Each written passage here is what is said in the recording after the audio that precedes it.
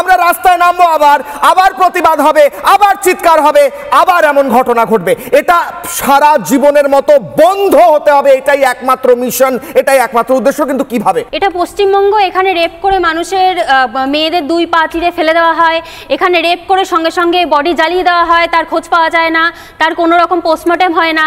এখানে রেপ করে যে রক্ষী, যে রক্ষক, তার ঘরে নিয়ে গিয়ে মানুষকে রেপ করা হচ্ছে, মেয়েটিকে রেপ করা হচ্ছে, তাকে ঘর থেকে বাইরে বার করে দেওয়া হচ্ছে। এমনকি এটাও এখন বোঝা যাচ্ছে যে যার রেপ করেছে সেখানে যে শিটটা মেয়েটি জমা দিয়েছে সেখানেও নামের ম্যানিপুলেশন হতে চলেছে বা হতে পারে, এরকম সম্ভাবনা আছে। সেখানে নামে হোয়াইটনার মেরে সেখানে নামের অ্যাব্রিভিয়েশন বসানো হয়েছে। এটা কোথায় বাস করছি আমরা?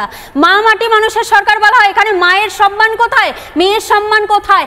মাটি আর মানুষ তো ছেড়েই দিলাম। এখানে মানে মেয়েদের উপরে অত্যাচার হলে সবসময় দেখা যায় যে যখনই মেয়েদের উপর অত্যাচার হয়েছে, সেই সাম্রাজ্য হোক, সে যত বড়ই হোক, যা খুশি হোক, সেটা দোষে পড়েছে। দিনের পর দিন মেয়েদের উপর অত্যাচার করা হচ্ছে। ইনহেলার দেওয়া হয়েছিল যখন সে শ্বাসকষ্টর কথা বলে ইনহেলার নাও, সেম জিনিস আমরা দেখছি, আমরা পাশে দেখছি তো, ভাত খাইয়ে দিয়ে তাকে খুন করা হচ্ছে, এখানে ইনহেলার দিয়ে তাকে রেপ করা হচ্ছে।